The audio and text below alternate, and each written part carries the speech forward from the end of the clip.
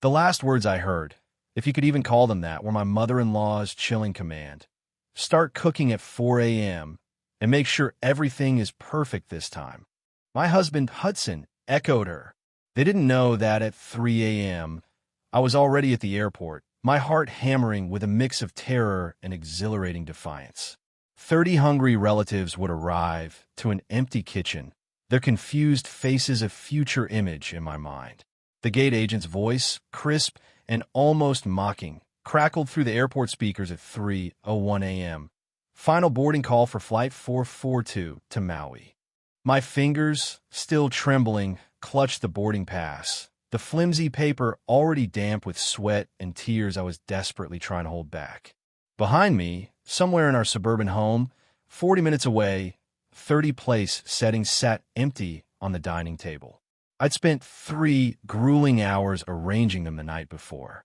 The colossal turkey, meant to be roasting by now, remained frozen solid in the refrigerator, just like my heart had been for the past 5 years. My phone buzzed, another text from Hudson. Hope you're up cooking, babe. Mom's already texting about timing. I didn't even read the rest. I just switched it off. With a deep breath that tasted of freedom and fear, I stepped onto that plane. I wasn't just abandoning a Thanksgiving dinner. I was abandoning a life that had slowly, insidiously strangled me. One helpful suggestion here, one dismissive comment there, each thread tightening until I could barely breathe. As the plane finally lifted, tearing itself from the ground and soaring into the pre-dawn darkness, I pressed my forehead against the cold window, watching the city lights beneath me shrink and finally disappear. And with them, the last vestiges of my old life. Somewhere down there, Vivian would arrive at 2 p.m., expecting her perfect feast.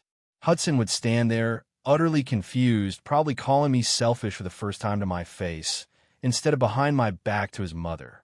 But I wouldn't be there to see the shock in their eyes. I wouldn't be there to apologize. For once in 5 years, I wouldn't be there at all. And that thought, terrifying as it was, thrilled me in equal measure. Let me take you back 3 days. The click-clack of Vivian's heels across our hardwood floor always reminded me of a judge's gavel. Sharp, decisive, final. She swept into our kitchen like she owned it, which, according to Hudson, she practically did, since they'd helped us with the down payment. Isabella, darling, her voice carried that particular tone she used right before she assigned me a task disguised as a favor. We need to discuss Thanksgiving arrangements. I was elbow-deep in dishwater, my hands raw from the scalding water from the dinner I had just served them. Hudson's favorite pot roast, with all the sides his mother had taught me to make the right way during my first year of marriage. I had long learned not to wear rubber gloves around Vivian. She'd once commented they made me look unprofessional. Of course, I replied, forcing a bright cheerfulness into my voice. What can I do to help? Hudson looked up from his phone, just long enough to share a glance with his mother. I'd seen it thousands of times over the years. A silent communication that excluded me entirely, as if I were a child who couldn't be trusted with adult conversations. Vivian reached into her designer purse and pulled out a folded piece of paper. The way she handled it, with such ceremony, made my stomach twist into knots. She placed it on the counter next to me, with the care of someone presenting evidence in court. The guest list for Thursday, she announced. I've invited a few more people this year. Cousin Cynthia is bringing her new boyfriend. Uncle Raymond is coming with his whole family. And the Sanders from the country club will be joining us as well. I dried my hands on a dish towel and picked up the paper. As I unfolded it, the names kept coming and coming. I counted once, then twice, certain I'd made a mistake. 30 people. The words came out as barely a whisper. 32, actually. Little Timmy Sanders counts as a half-person since he's only 6, but you should still prepare for 30 full portions. Growing boy and all that. Vivian's laugh was like crystal breaking. I know it seems like a lot, but you've gotten so good at hosting these family events. Everyone always raves about your cooking. Hudson finally looked up from his phone, but only to nod in agreement. You've got this, babe.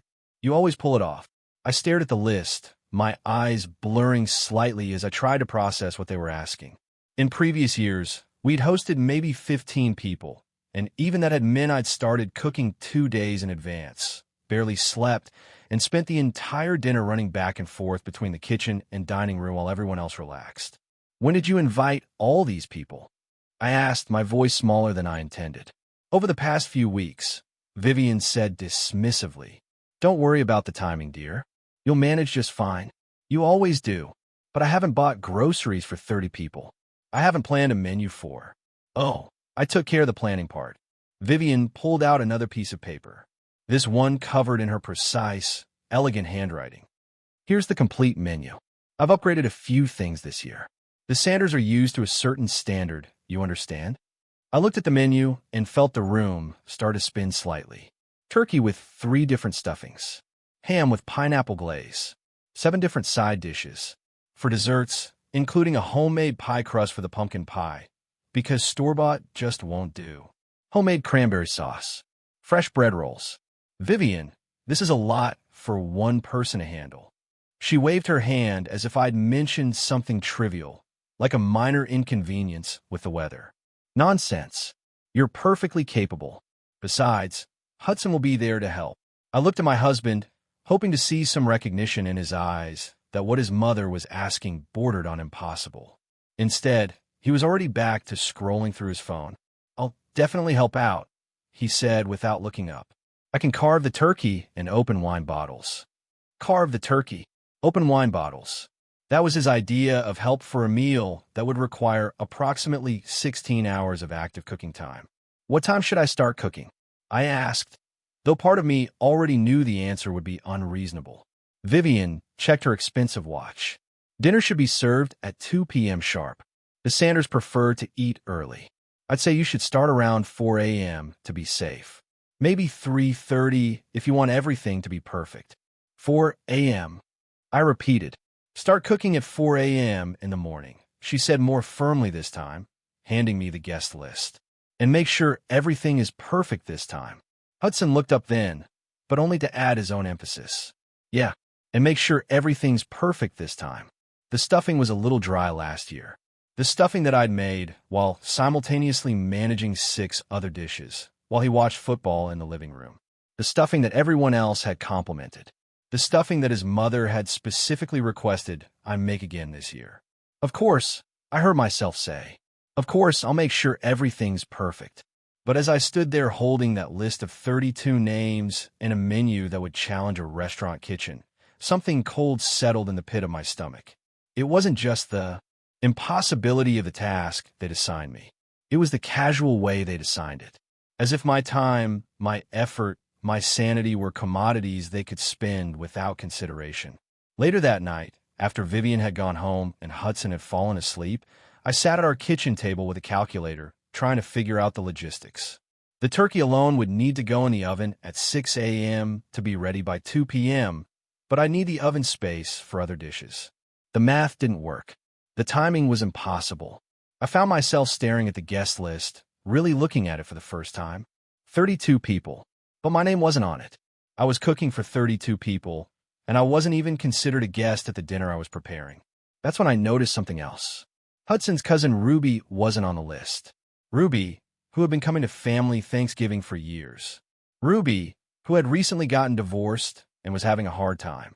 I picked up my phone and called her. "Isabella, it's kind of late. Is everything okay? I was just wondering, are you coming to Thanksgiving this year?" There was a long pause. "Well, Vivian called last week. She said that since I'm single now and going through such a difficult time, maybe it would be better if I spent the holiday somewhere more appropriate for my situation. She suggested I might be more comfortable at a smaller gathering." My grip tightened on the phone. "She uninvited you?"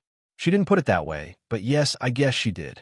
Ruby had been family for 8 years, but the moment her life became messy, the moment she might need support instead of being able to provide entertainment value, Vivian had cut her from the list. After I hung up, I sat in the dark kitchen for a long time. The list of names blurred in front of me as tears I'd been holding back for hours finally came. But they weren't just tears of frustration about the impossible task ahead of me.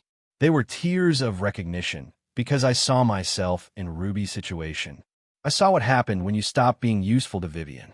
When you stopped being the perfect daughter-in-law who could pull off impossible dinners and never complain. When you became more trouble than you were worth. I was one bad Thanksgiving away from being uninvited from my own life. Tuesday morning, the grocery store at 6 a.m. was a wasteland of fluorescent lights and empty aisles.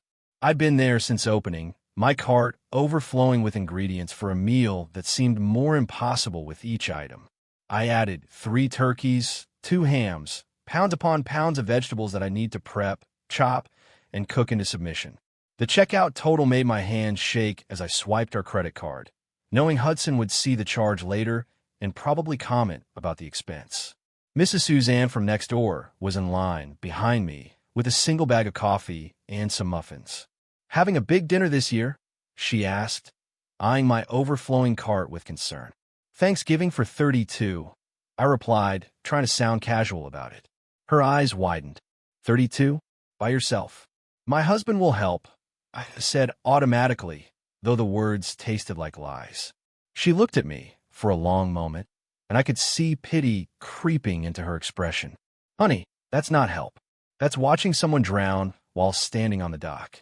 Her words followed me home and echoed in my head as I began the prep work.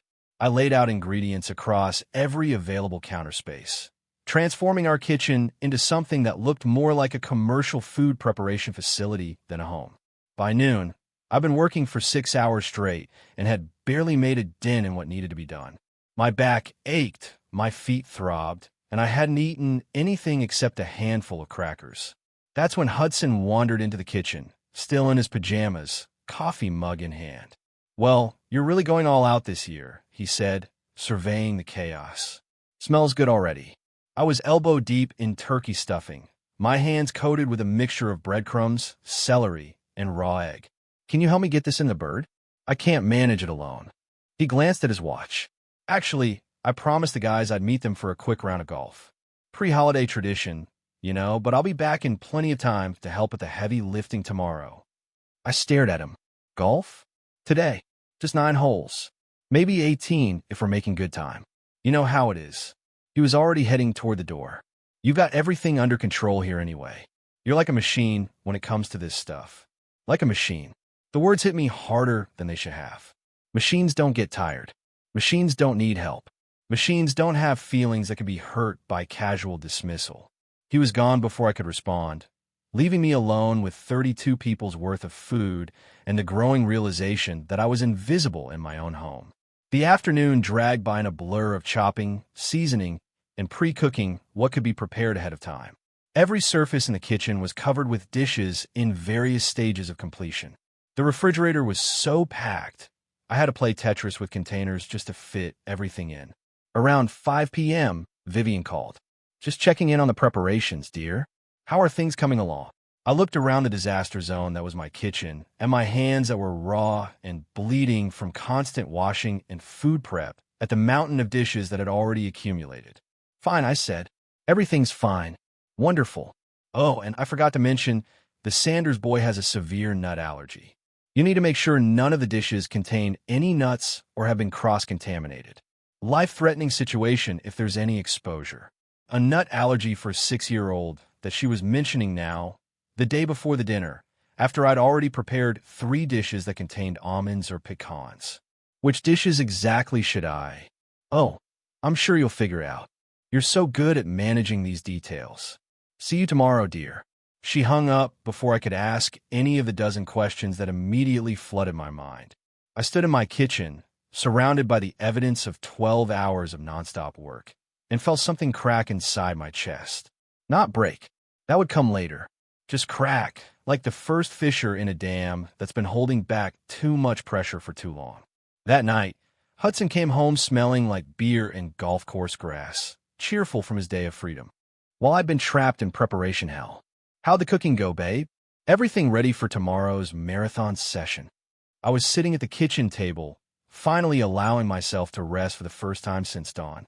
My entire body ached, and I hadn't had a real meal all day. "There's a problem with the menu," I said quietly. 3 of the dishes have nuts, and apparently the Sanders boy has a severe allergy. Hudson shrugged. "So, make different versions of those dishes. No big deal. No big deal." 3 completely different dishes requiring entirely new ingredients and preparation time I didn't have, on top of everything else I was already attempting to accomplish. Hudson, I need help. Real help. Not just carving the turkey. I need you to cook some of these dishes. He looked genuinely surprised by the request. But you're so much better at cooking than I am. And Mom specifically requested your green bean casserole and your stuffing. People come expecting your food.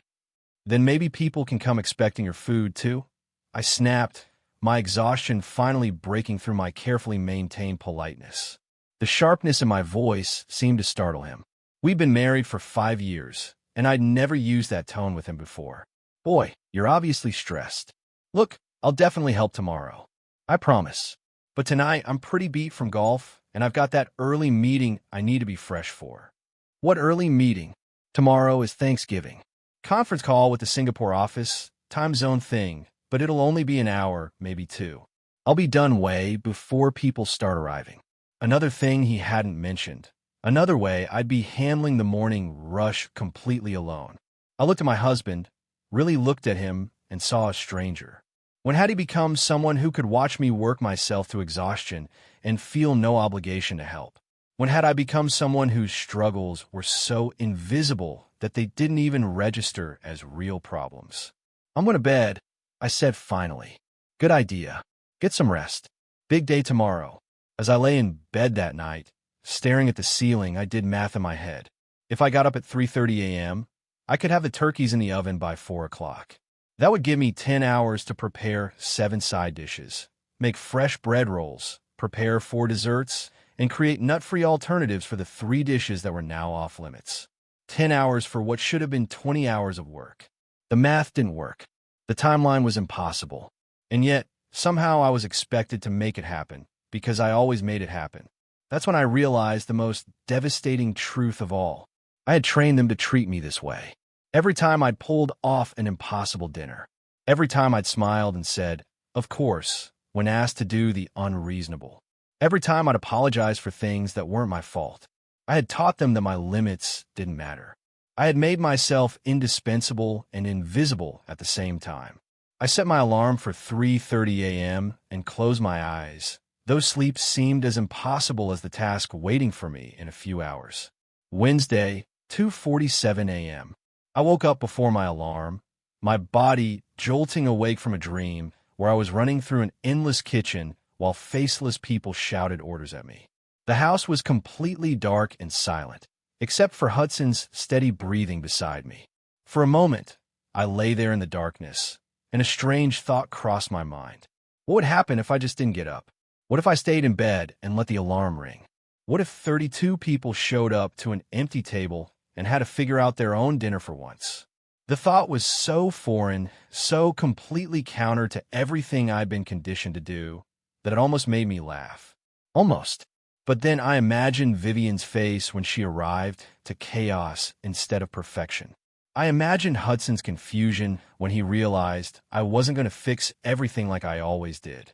I imagined 32 people who had made no alternative plans, who had brought nothing to contribute, standing around looking at each other. And for the first time in years, I felt something other than dread about a family gathering. I felt curious. I slipped out of bed without waking Hudson and padded downstairs to the kitchen. In the early morning darkness, surrounded by the evidence of yesterday's prep work, I allowed myself to really think about the unthinkable. What if I left? Not forever, not dramatically. Just left. Got in my car and drove somewhere else. Let them handle one meal without me. The idea was terrifying and exhilarating at the same time. I'd never, in 31 years of life, simply not shown up to something I was expected to do. I'd never let anyone down. I'd never put my own needs before someone else's convenience. I made a cup of coffee and sat at the kitchen table, looking at the guest list that still lay where Vivian had placed it 2 days ago. 32 names. 32 people who were expecting me to sacrifice my sleep, my health, my sanity, to provide them with a perfect meal, while they provided nothing in return except criticism if things weren't exactly right. I picked up my phone and, on impulse, opened a travel website. Just to look, just to see what was possible. The first result made my breath catch. Last-minute Thanksgiving getaway to Hawaii. Limited seats available. Depart early Thursday morning. Return Sunday. Hawaii. I'd always wanted to go to Hawaii, but Hudson preferred destinations with good golf courses and business networking opportunities. Hawaii is just beaches and tourist traps, he'd always said. What would we do there all day?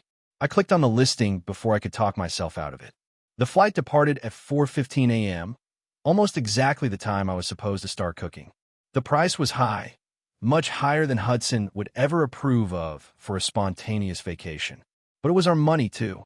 Our joint account that I'd contributed to just as much as he had, even though he made more, and somehow that gave him veto power over major purchases. I stared at the booking screen for a long time, my finger hovering over the select flight button. What kind of person abandons 32 people on Thanksgiving? But another voice in my head, quieter but somehow stronger, asked, what kind of person expects one individual to handle 32 peoples? Dinner with no help. I thought about Ruby, uninvited from a family she'd been part of for 8 years because her divorce made her inconvenient. I thought about Hudson dismissing my requests for help like they were unreasonable demands instead of desperate pleas.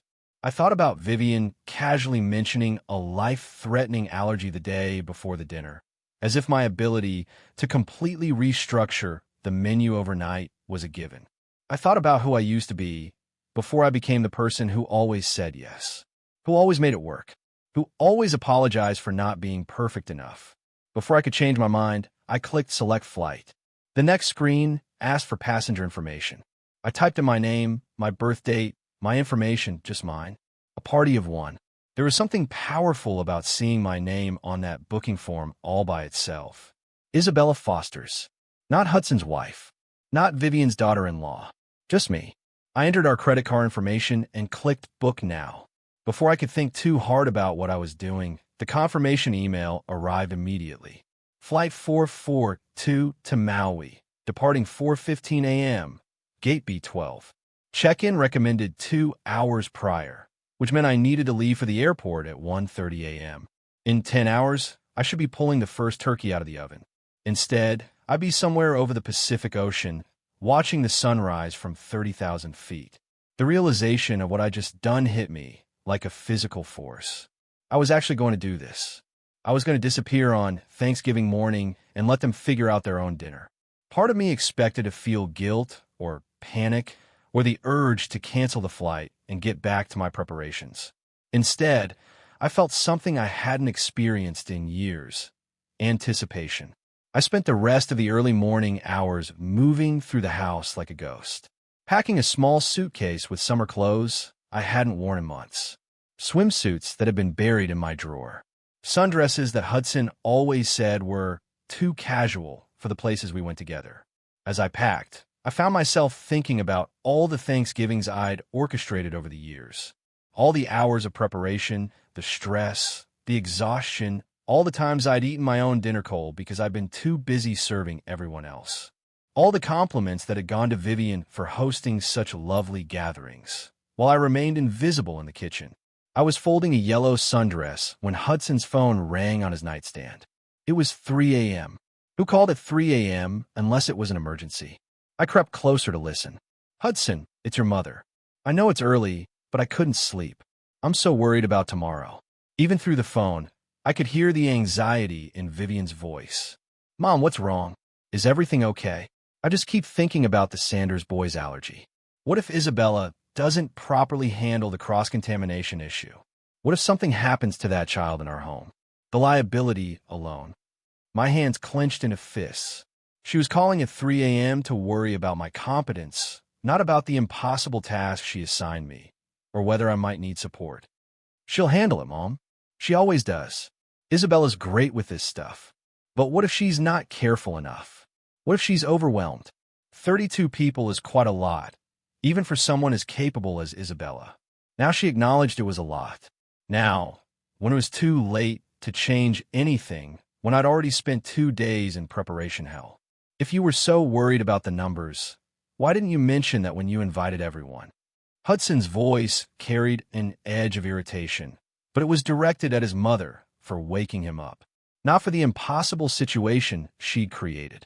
Well, I suppose I could call a few people and uninvite them. At 3 a.m. the night before? Mom, just let Isabella handle it. She's probably already up cooking anyway. I looked toward the kitchen where I should indeed be cooking, where I should be starting the impossible marathon that would consume the next 12 hours of my life. Instead, I zipped my suitcase closed and carried it quietly downstairs. By the way, if you're still with me, make sure to hit subscribe. More unbelievable stories like this are coming your way soon. I left a note on the kitchen counter next to Vivian's guest list. I kept it simple. Hudson, something came up and I had to leave town. You'll need to handle Thanksgiving dinner. The groceries are in the fridge. Isabella. I didn't apologize. I didn't explain. I didn't offer suggestions for how to salvage the meal or provide detailed instructions. For once in my life, I simply stated the facts and left them to figure out the rest. As I loaded my suitcase into my car, I caught a glimpse of myself in the rearview mirror. I looked different somehow. Not just tired, I'd looked tired for years. I looked determined. The drive to the airport was surreal. The roads were empty except for a few other early travelers and night shift workers heading home. I'd driven these same streets thousands of times, but never at this hour, never for this reason. Never with this sense of stepping completely outside my normal life. At the airport, checking in for the flight felt like crossing a threshold I couldn't uncross. The gate agent, a woman about my age with kind eyes, looked at my ticket. Wow, nice Thanksgiving plan. Getting away from the family chaos. I almost laughed at how perfectly she'd summarized it. Something like that. Smart woman. I'm working today, but if I could afford to escape to Hawaii instead of dealing with my mother-in-law's commentary on my casserole, I'd do it in a heartbeat. As I waited for boarding, I turned my phone on airplane mode without checking for messages. I didn't want to see Hudson's confused text when he woke up and found my note. I didn't want to see Vivian's panic when she arrived to chaos instead of perfection. The gate agent's voice crackled through the speakers. Now boarding flight 442 to Maui. Welcome aboard. As I walked down the jetway, I realized this was the first time in 5 years that I was going somewhere Hudson hadn't approved of. Somewhere Vivian hadn't vetted. Somewhere I'd chosen entirely for myself. The flight attendant welcomed me aboard with a smile that seemed to recognize something in my face. The look of someone stepping into freedom. As I settled into my window seat and watched the ground crew prepare for departure, I thought about what was happening back at home. Hudson would be waking up in a few hours to find an empty kitchen and a note that would change everything. 32 people would be arriving in 10 hours expecting a feast, and there would be no one there to provide it. For the first time in my adult life, their problem was not my problem to solve. The plane pushed back from the gate just as the first hints of dawn appeared on the horizon. As we lifted into the sky, I pressed my face to the window and watched my old life disappear below the clouds. Thursday, 7:23 a.m. Hudson's perspective. Hudson Foster's woke up to his alarm with the lazy contentment of someone who had no idea his world was about to implode. He rolled over, expecting to find Isabella's side of the bed empty, as usual on Thanksgiving morning. She was always up before dawn, making magic happen in the kitchen. But something felt different. The house was too quiet. By 7 a.m. on Thanksgiving, the smell of roasting turkey usually filled every room, and the sound of Isabella's orchestrated chaos in the kitchen served as a comforting soundtrack to his slow morning routine. Instead, silence.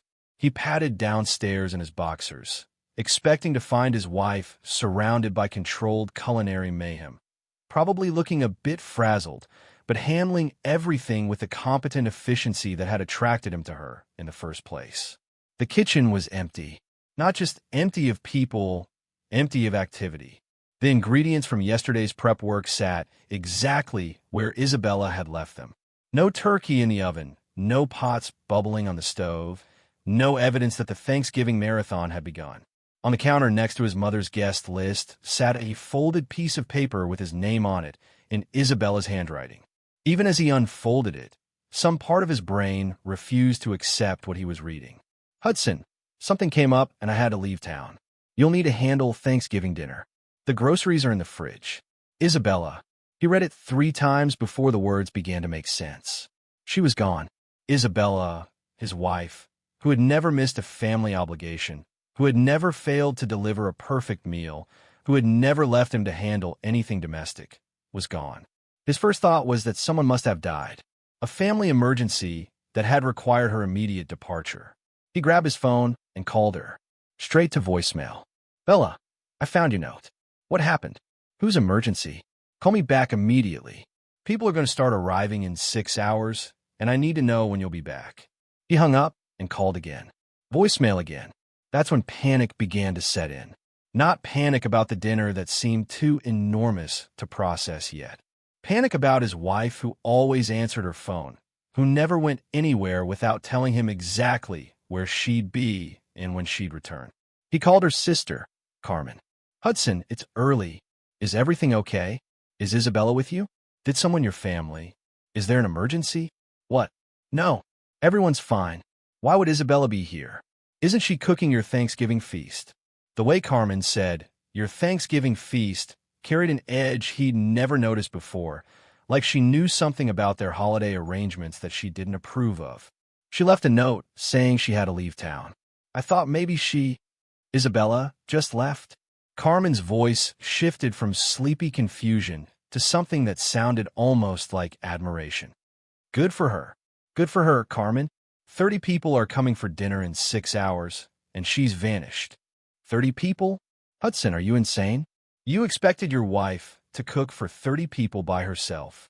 The judgment in her voice stung. She's good at this stuff. She likes hosting. She likes hosting intimate dinners with friends, not feeding an army of your relatives who treat her like hired help.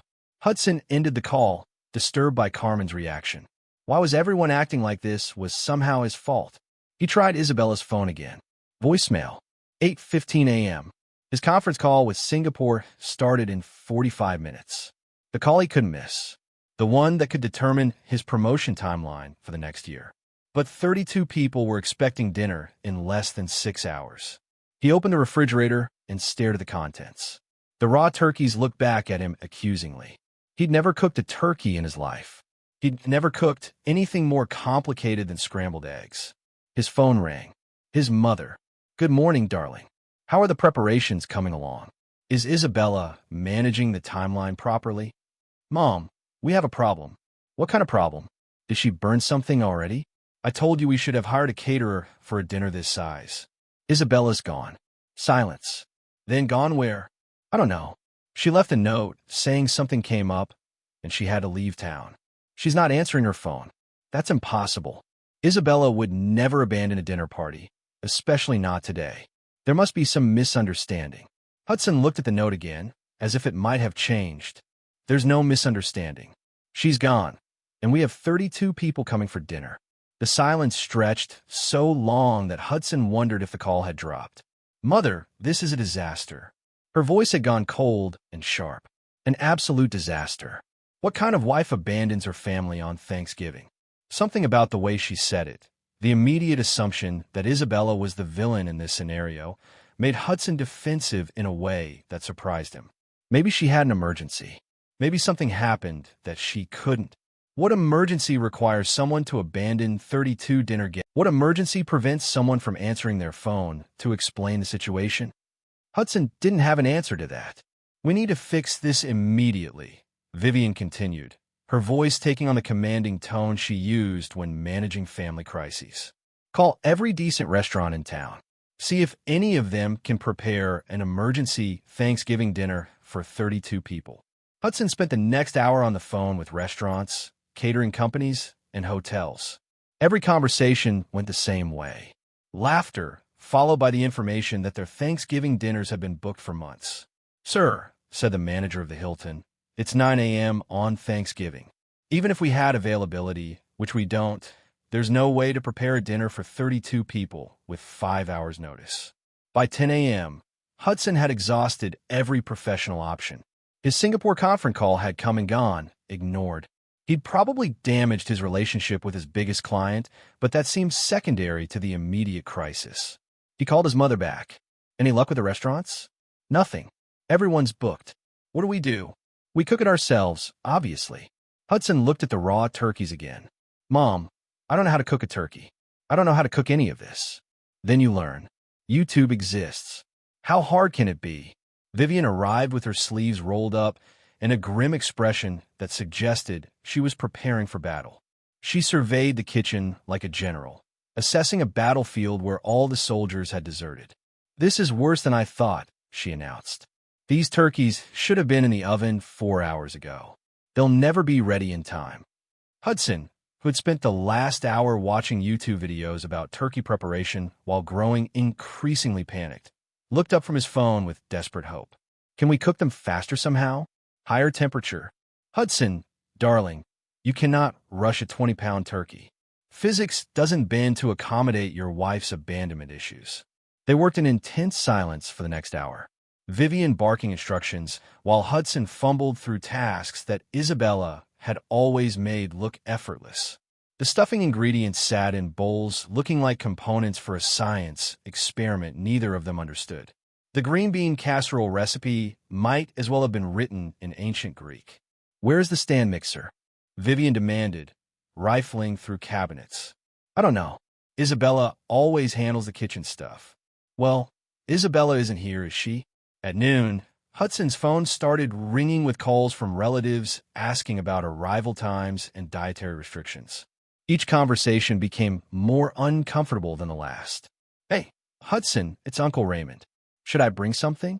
"I know Vivian said everything was covered, but the wife made extra stuffing just in case." "Actually, Uncle Raymond, maybe you should bring the stuffing and maybe anything else your wife might have made as backup." "Backup? Is everything okay?" Hudson looked at his mother, who was attempting to wrestle a raw turkey into a roasting pan while cursing under her breath. "Just bring whatever you have." By 12:30, word had spread through the family network that something was wrong with dinner preparations.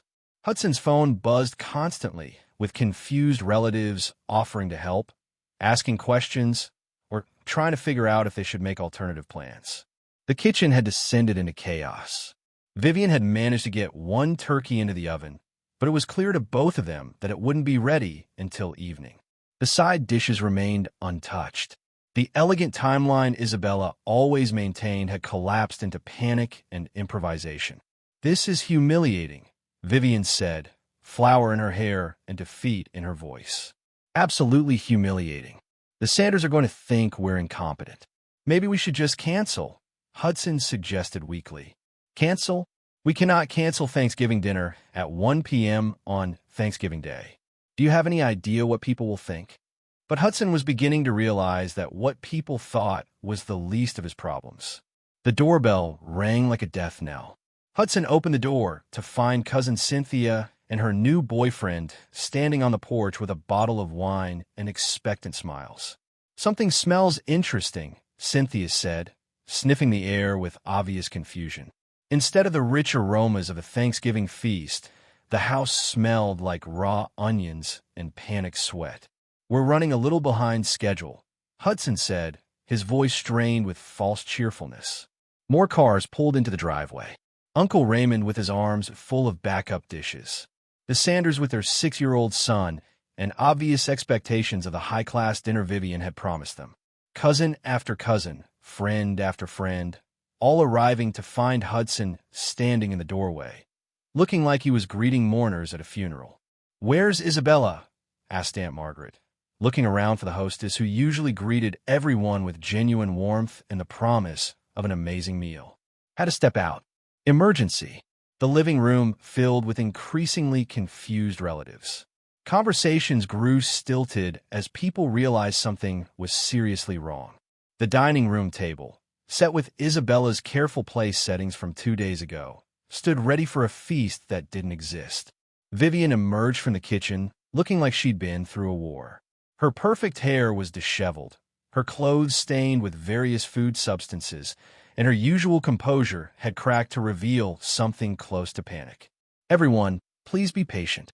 We've had some unexpected challenges with the meal preparation." Mr. Sanders, a man accustomed to country club service and fine dining, looked at his watch pointedly. "We were told dinner would be served at 2 p.m. It's nearly that time now." "Yes, well, there have been some complications." "What kind of complications?" The question came from Hudson's cousin, Julie, who had driven 3 hours with her family and was beginning to look annoyed. Hudson and Vivian exchanged glances.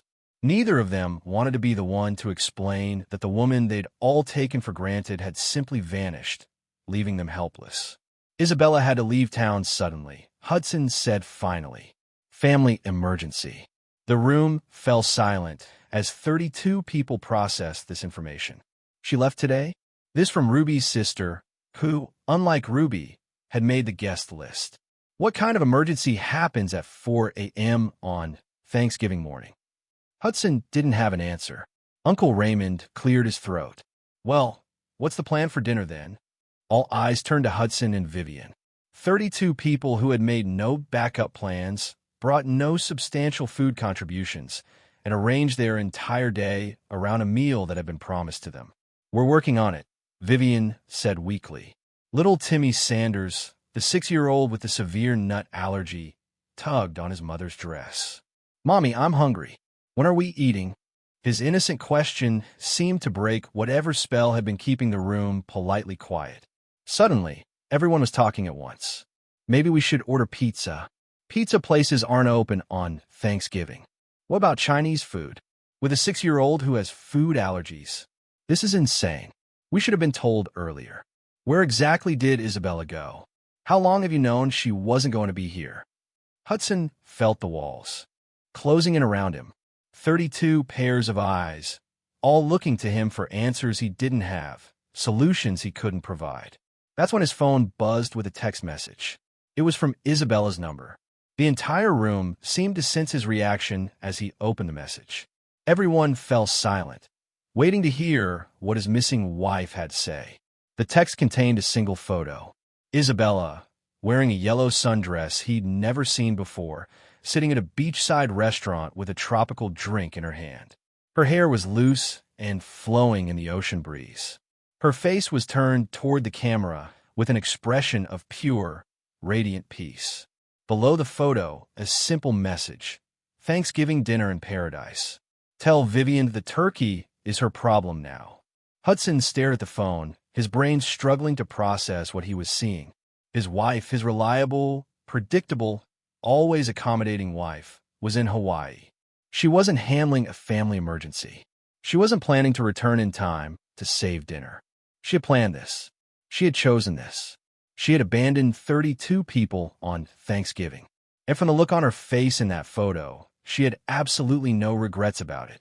Hudson, his mother's voice seemed to come from very far away. What does she say? He looked up at 32 expectant faces. His mother, who had created this impossible situation. His relatives, who had never once offered to help with the massive productions Isabella orchestrated for them. The Sanders, who were already looking around the room with barely concealed disdain. All of them waiting for him to fix what Isabella had broken by refusing to be broken anymore. She says, Hudson's voice cracked. She says the turkey is our problem now. The room erupted. Isabella's perspective of Mai Tai was stronger than I'd expected. But then again, I'd expected nothing about this day to go according to anyone's plan. I sat at the open-air restaurant overlooking Wailea Beach, my yellow sundress catching the trade winds, and watched the sun paint diamonds across the Pacific. It was exactly 2 p.m. Hawaiian time, which meant it was 7 p.m. back home. Right now, 32 people should be sitting down to a perfect Thanksgiving feast in my dining room. Instead, I was having coconut shrimp and watching sea turtles surface in the crystal clear water. My phone had been buzzing constantly since I turned it back on an hour ago. 17 missed calls from Hudson. 8 from Vivian. Text messages from relatives I hadn't heard from in months, all suddenly very concerned about my well-being. I scrolled through them with detached curiosity, like reading about someone else's life. Hudson, where are you? This isn't funny anymore. Hudson, call me immediately. We need to talk about this. Hudson, people are asking questions I can't answer. Vivian, Isabella, whatever point you're trying to make, you've made it. Come home and fix this. Vivian, this is beyond selfish. You're embarrassing the entire family. Cousin Cynthia, Hudson says you had a family emergency. Is everything okay? Aunt Margaret, honey, we're worried about you. Please call someone and let us know you're safe. I almost laughed at that last one. They were worried about me now. after 5 years of watching me work myself into exhaustion for their benefit. Now they were concerned about my safety. I took another sip of my Mai Tai and opened my camera app. The sunset behind me was turning the sky into shades of orange and pink that looked too beautiful to be real. I took a selfie, making sure to capture both my genuinely happy expression and the paradise backdrop.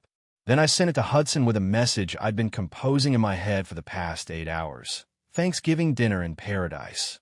Tell Vivian the turkey is her problem now. The response came within seconds. My phone rang immediately. I let it go to voicemail. Then I turned the phone off completely and ordered another Mai Tai. By 8 p.m., the Great Thanksgiving disaster had reached legendary status in the family. Half the relatives had left to find restaurants that might still be serving food. The other half had gathered in the kitchen, attempting to salvage something resembling a meal from the chaos Hudson and Vivian had created. Uncle Raymond had taken charge of the turkey situation, declaring that they could cut the birds up and cook the pieces separately to speed up the process. Cousin Julie was attempting to make mashed potatoes from scratch while consulting YouTube tutorials. The Sanders family had left entirely, citing concerns about food safety and their son's allergies. Hudson sat at the kitchen table, staring at Isabella's text message for the 100th time. Each viewing made the reality more surreal and more devastating. She wasn't coming back. She hadn't been kidnapped or hospitalized or forced to handle someone else's emergency. She had made a choice to leave them all behind, and she was clearly enjoying every moment of it. This is what happens when you spoil someone too much, Vivian announced to the room as she attempted to salvage the green bean casserole. Give them too much freedom, and they think they can just abandon their responsibilities whenever they feel like it. But even as she said it, her voice lacked its usual conviction, because somewhere in the chaos of the day, the impossible nature of what they'd expected Isabella to accomplish had become visible. It had taken 6 adults 4 hours just to get the turkeys in the oven and start 3 side dishes. What Isabella had been doing alone year after year was starting to look less like wifely duty and more like a minor miracle. Maybe we should have helped her more, said Uncle Raymond quietly, as he struggled to figure out how to properly season the turkey pieces. Help her. Vivian's voice was sharp. She never asked for help. She always insisted on doing everything herself. Hudson looked up from his phone. She asked me for help 2 days ago. I told her I was too tired from golf. The kitchen fell silent except for the sound of boiling water and the timer ticking down on the oven. She asked for help on Tuesday. Hudson continued, his voice growing stronger as the memory became clearer. She told me she needed real help, not just carving the turkey. And I told her she was better at cooking than I was. He could see the scene now with painful clarity. Isabella's exhausted face, her raw hands from hours of food prep, her desperate request for actual assistance, and his casual dismissal of her needs because helping would have been inconvenient for him. She's been asking for help for years, said Carmen's voice from the doorway. Hudson looked up to see his sister-in-law, standing there with a container of food and an expression of barely contained anger. Carmen, what are you doing here? I brought sweet potato casserole since I figured you might need actual food. She set the container on the counter with more force than necessary. I also came to tell you what I should have told you years ago. She looked around the room at the assembled relatives, all of whom had stopped their cooking attempts to listen. Isabella didn't abandon you, Carmen said, her voice cutting through the kitchen noise. You abandoned her, all of you. For 5 years, you've watched her work herself to death for your comfort. And not one of you ever thought to say, hey, maybe one person shouldn't be responsible for feeding 32 people alone. Now wait just a minute, Vivian started. But Carmen cut her off. No, you wait. Do you have any idea what Isabella's Thanksgiving preparation looked like? She started planning the menu 3 weeks in advance. She spent 2 days shopping for ingredients. She got up at 3:30 a.m. to start cooking, and she didn't sit down until after the dishes were done at 9 p.m. 17.5 hours of nonstop work while the rest of you watched football and complained if the stuffing was too dry. Hudson felt something cold settling in his stomach. She never said it was that much work. Of course, she didn't say it, because every time she tried to express that she was overwhelmed, You told her she was so good at it and better at cooking than everyone else. You turned her competence into a prison. The kitchen was completely silent now. Even the timer seemed to have stopped ticking. And when she finally couldn't take it anymore and left, your first concern wasn't, is my wife okay? Or why was she so unhappy that she felt this was her only option? Your first concern was who's going to cook the turkey. Hudson looked at the text message again. In the photo, Isabella looked happier than he'd seen her in years. Her smile was genuine, unforced, free of the careful politeness she wore around his family. When was the last time she'd smiled at him like that? When was the last time he'd done anything to make her smile like that? She's in Hawaii, he said quietly. Carmen nodded. Good for her. She's always wanted to go to Hawaii. She never told me that. She told you lots of things, Hudson. You just never listened. I woke up in my hotel room to the sound of waves and the warm Hawaiian breeze flowing through the open balcony doors. For a moment, I lay perfectly still, savoring the unfamiliar sensation of waking up naturally instead of to an alarm, of having nowhere I needed to be and nothing I needed to accomplish for anyone else. It was 9:30 a.m. Back home, I would already be dealing with leftover turkey and the aftermath of hosting 32 people. I'd be loading the dishwasher for the fourth time, wrapping endless containers of food, and planning the elaborate leftover meals that would stretch Thanksgiving into the following week. Instead, I was going to order room service and spend the day on the beach. When I finally turned my phone back on, it had exploded with messages. But these weren't just from Hudson and Vivian anymore. They were from relatives I hadn't spoken to directly in years, from friends who had heard about the great Thanksgiving catastrophe through the family grapevine, from people who apparently had opinions about my decision to prioritize my own well-being. Most surprising were the messages of support. Carmen, I'm so proud of you. You should see the looks on their faces. Hudson's cousin Ruby, I heard what you did. I wish I'd had your courage when Vivian uninvited me. My old college roommate, Maya, Carmen told me about your Hawaii escape. Enjoy every minute. But there were other messages, too. Vivian, I hope you're satisfied. You've ruined Thanksgiving for 32 people and embarrassed your husband in front of his colleagues. Hudson's brother, Dennis, real mature, Isabella, way to destroy a family tradition over a temper tantrum. Some of Hudson's cousins, people I'd cooked for and cleaned up after for years, had apparently decided I was selfish and ungrateful. The criticism stung, but not as much as I'd expected it to. Because for every message calling me selfish, there was another from someone who understood exactly why I'd left. My phone rang. Hudson again. This time I answered. Isabella. His voice was rough, like he hadn't slept. Thank God. Are you okay? Are you safe? I'm fine, Hudson. I'm in Hawaii. Hawaii? What are you doing in Hawaii? I'm on vacation. Something I've wanted to do for years. But you can't just leave town without telling me. You can't just abandon Thanksgiving dinner. People were counting on you. I looked out at the ocean where a group of dolphins was playing in the surf. People were counting on me to do something impossible without any help. I decided not to do that anymore. It's not impossible. You've done it before. I've nearly killed myself doing it before. There's a difference. There was a long silence on the line. Look, whatever point you're trying to make, you've made it. Come home, and we'll talk about getting you more help next year.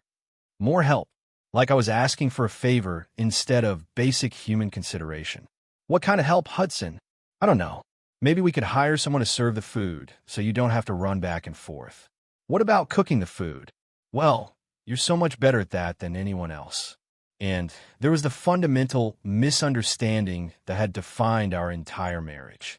Hudson genuinely believed that my ability to handle impossible tasks meant I should handle them, not that the tasks were unreasonable to begin with. Hudson, do you know how many hours I spent preparing for yesterday's dinner? I don't know. A lot. 37 hours over 3 days. I calculated it while I was sitting on the plane. Silence. And do you know how many hours you spent helping me? That's not fair. I was on help with the serving and the cleanup. How many hours, Hudson? More silence. Maybe an hour total. Carving turkey and opening wine bottles. So, I was responsible for 36 hours of work, and you were responsible for 1 hour. But you enjoy cooking. You're good at it. I close my eyes and try to find the words to explain something that should have been obvious. Hudson, I do enjoy cooking. I enjoy cooking dinner for my family. I enjoy making special meals for holidays. What I don't enjoy is being solely responsible for feeding 32 people while everyone else watches football and critiques my effort. So what do you want me to do? I can't just become a chef overnight. I want you to understand that what your mother asked me to do was unreasonable. I want you to understand that saying you're so good at it is not the same as appreciating the work I do. And I want you to understand that I'm a person with limits, not a machine that produces perfect dinners on demand. Another long silence. Are you coming home? I looked at my hotel room and my suitcase full of clothes I'd never worn because Hudson thought they were too casual.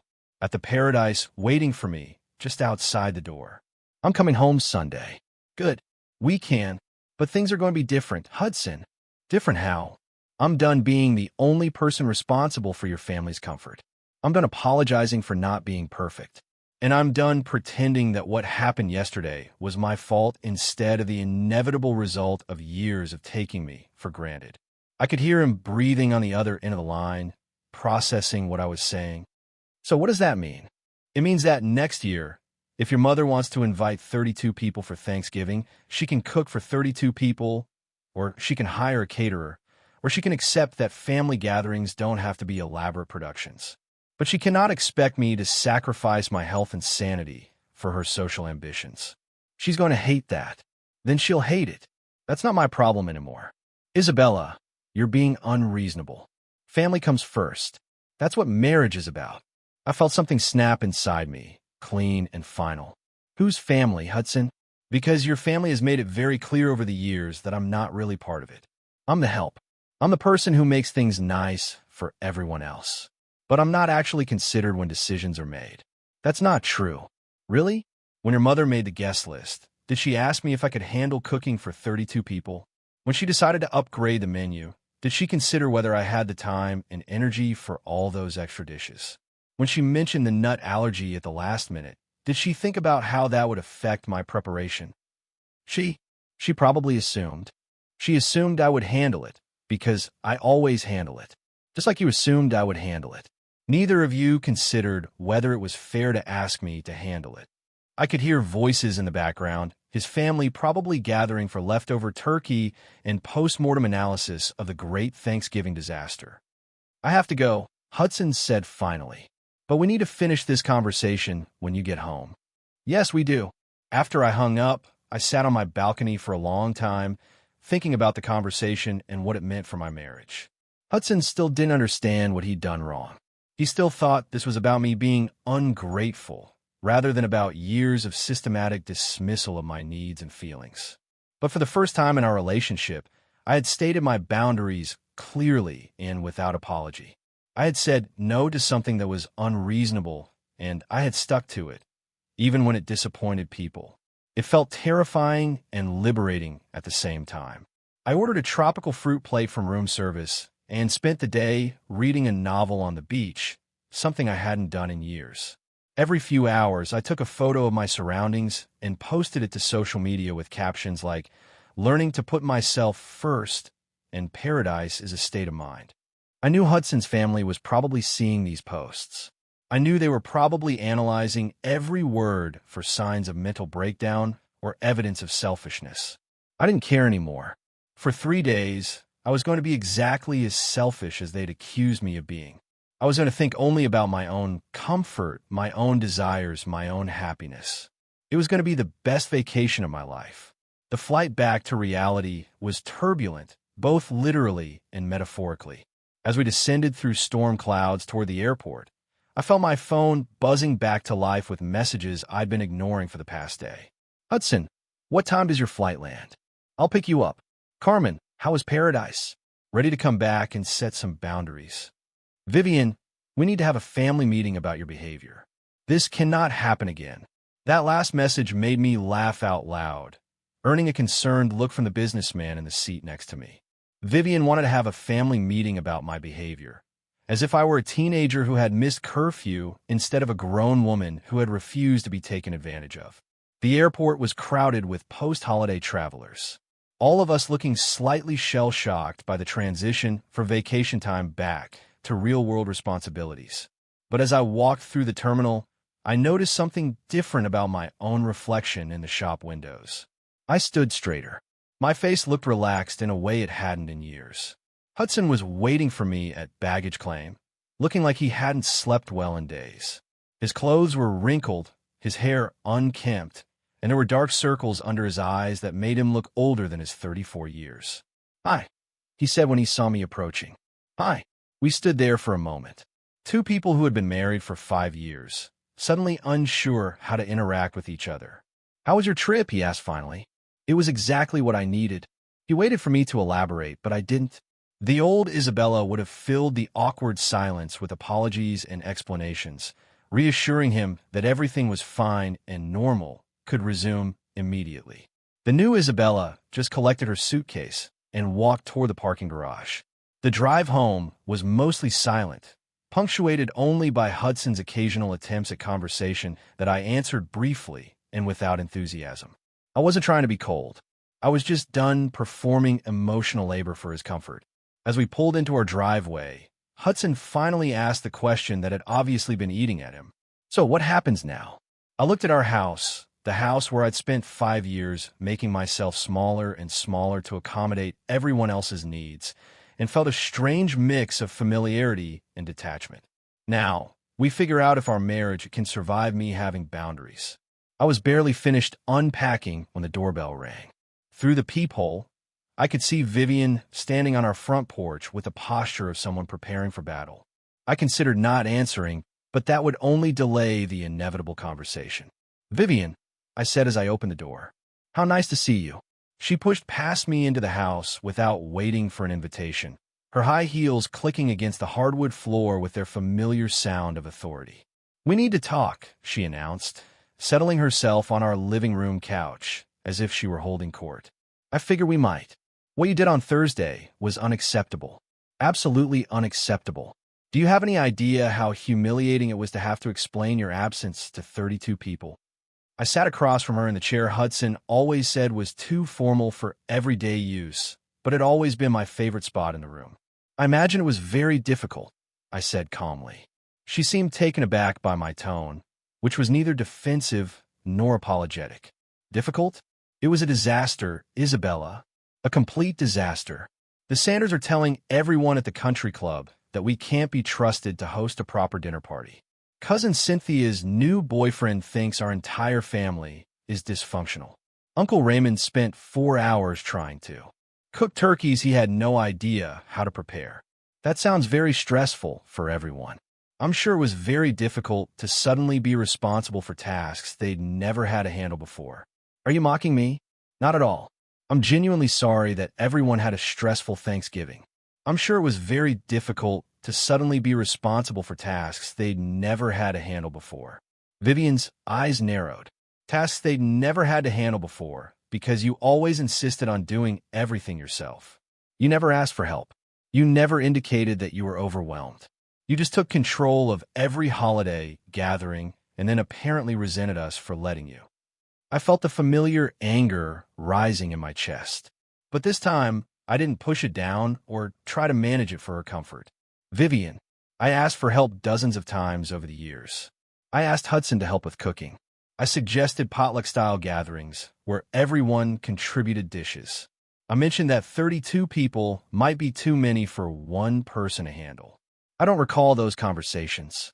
"Of course you don't, because every time I suggested that the arrangements were becoming unmanageable, you told me I was so capable and such a wonderful hostess and that you couldn't imagine anyone else handling things as well as I did." She was quiet for a moment, and I could see her mentally reviewing past conversations, possibly recognizing the truth in what I was saying. "Well," she said finally, "even if that's true, abandoning 32 people without notice is not the appropriate response. Adults communicate their needs clearly instead of throwing tantrums." "You're right," I said, and I saw a flicker of surprise across her face. "Adults do communicate their needs clearly, which is what I'm doing now." "What do you mean?" "I mean, I'm clearly communicating that I will not be cooking Thanksgiving dinner for 32 people ever again. I will not be solely responsible for any family gathering of more than 8 people, and I will not be treated like hired help who should be grateful for the opportunity to serve everyone else. Vivian's composure finally cracked. You ungrateful little. Careful, I interrupted, my voice still calm, but carrying an edge that made her stop mid-sentence. You're about to say something that will permanently damage our relationship. We stared at each other across the living room, and for the first time in 5 years, I didn't look away first. Here's what's going to happen going forward. I continued. If you want to host large family gatherings, you can cook for them yourself, or hire a caterer, or organize potluck-style meals where everyone contributes.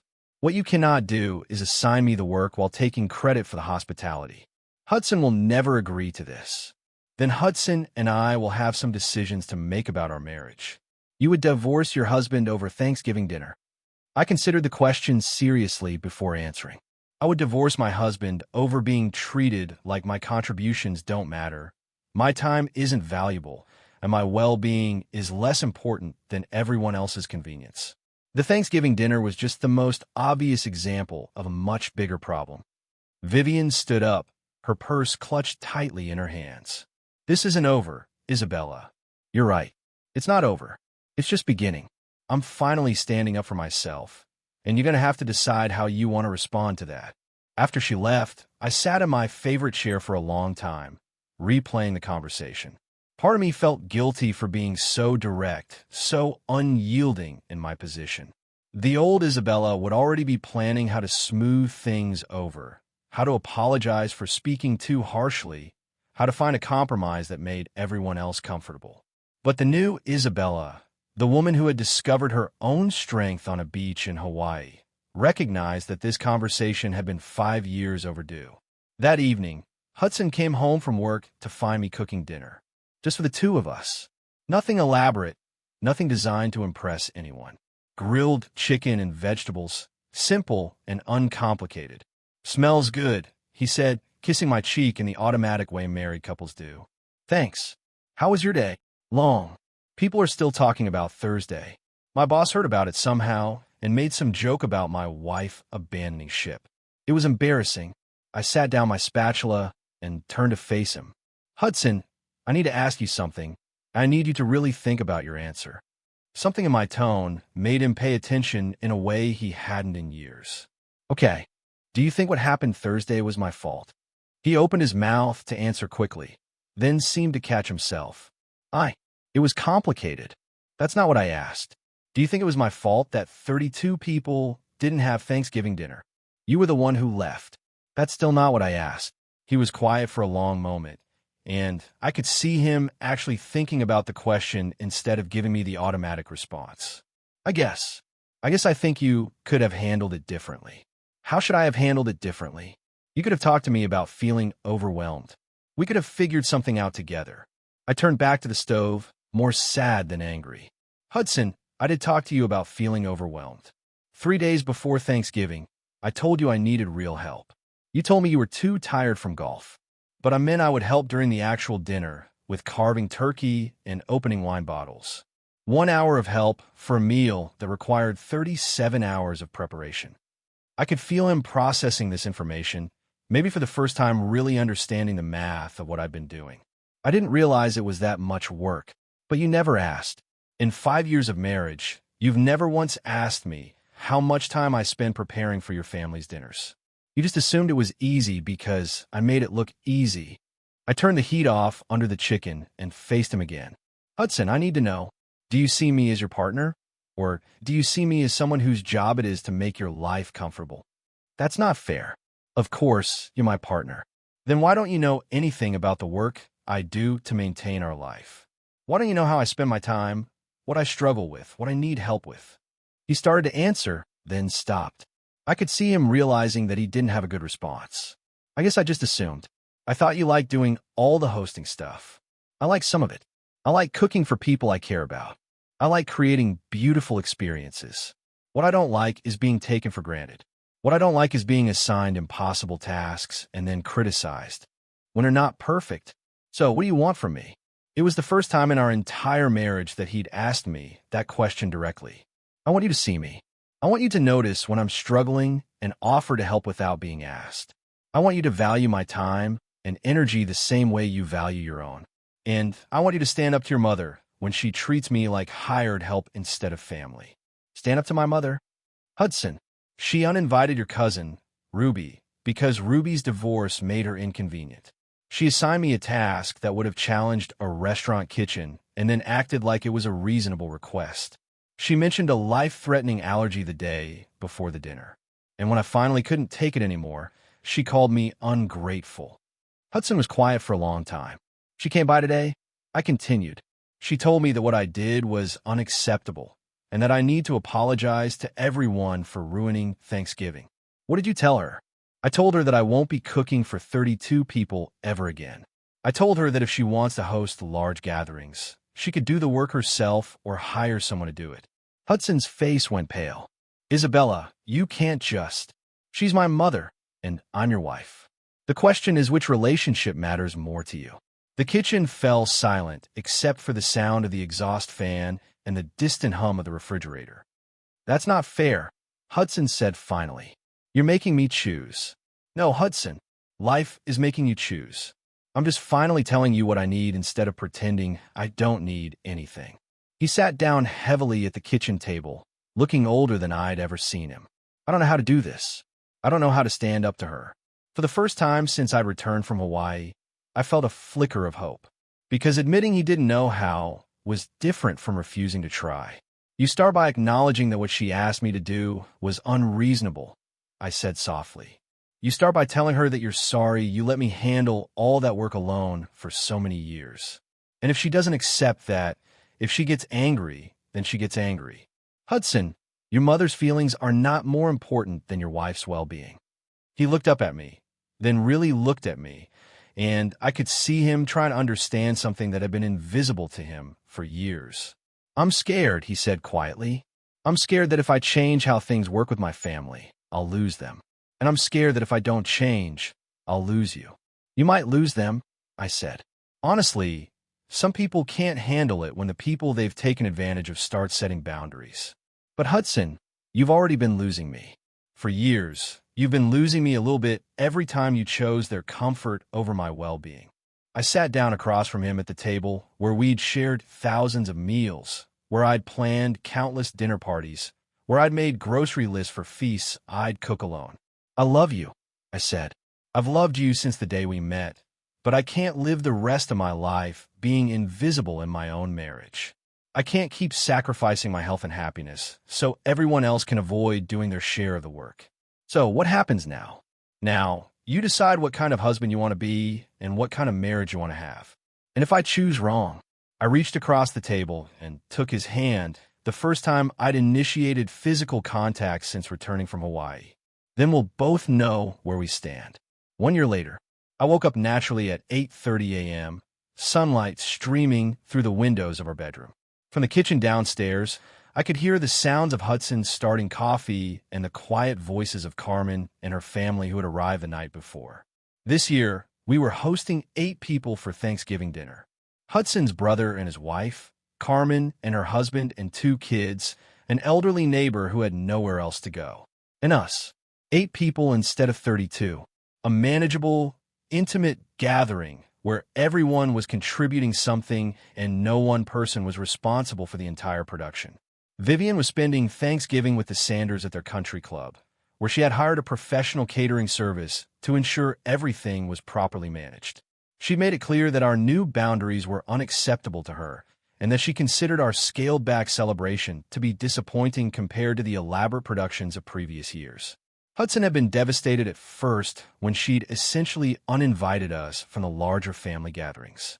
But over the past year, as he'd gotten to know me again, really know me, not just the version of me that existed to serve everyone else, he'd started to understand what I'd been trying to tell him. The turning point had come in February, when Vivian had tried to assign me the catering for Hudson's cousin's baby shower. Instead of automatically accepting, I'd said I'd be happy to contribute a dish, but wouldn't be handling the entire event. Hudson had backed me up. He'd actually called his mother and explained that Isabella was his partner, not the family's unpaid event coordinator, and that future gatherings would need to be planned differently. The conversation had been difficult. Vivian had accused him of being controlled by his wife and had threatened to cut off contact if he didn't get Isabella back in line. But Hudson had held firm, and in doing so, he'd finally chosen our marriage over his mother's expectations. Now, as I got dressed in comfortable jeans and a sweater, no need for the elaborate outfits I used to wear when trying to impress 32 guests, I could hear laughter from downstairs. Carmen's kids playing with Hudson. My brother-in-law, Dennis, helping Hudson prep vegetables for the stuffing. When I walked into the kitchen, Hudson looked up from his sweet potatoes he was peeling and smiled. The first genuine, unforced smile he'd given me in years. "Good morning, beautiful. Ready for our first real Thanksgiving." "Our first real Thanksgiving," I agreed, kissing him softly. Carmen looked up from where she was showing her daughter how to make cranberry sauce from scratch. "How does it feel to wake up at a normal time on Thanksgiving morning?" "Like a revelation," I said, pouring myself coffee from the pot Hudson had made. "Like I'm finally a guest at my own holiday." The doorbell rang, and Hudson went to answer it. Through the kitchen window, I could see Mrs. Suzanne from next door standing on our porch with a pumpkin pie and a bottle of wine. Last year, she'd been the one to tell me that watching someone drown while standing on the dock wasn't help. This year, she was joining us for dinner because everyone deserved to have somewhere to belong on Thanksgiving. As the morning progressed, our small group worked together to prepare the meal. Not just Hudson and me, but everyone. Carmen's husband carved the turkey while Hudson made gravy from scratch, something he'd learned to do over the past year.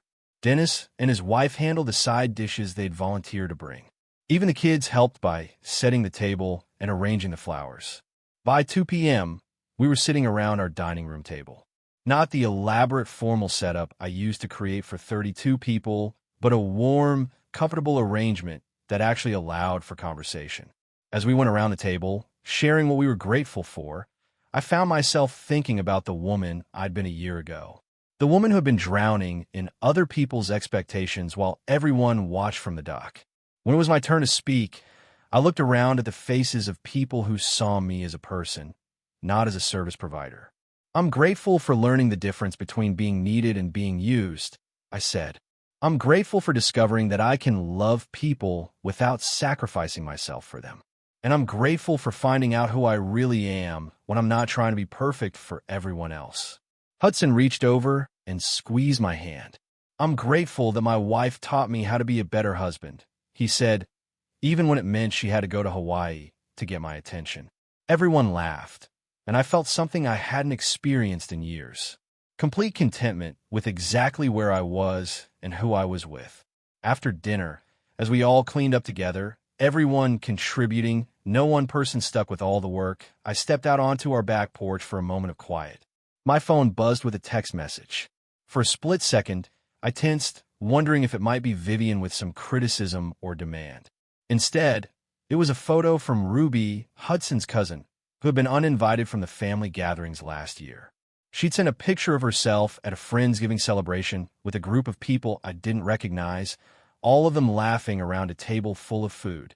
Her message read, "Thank you for showing me it's okay to choose happiness over obligation.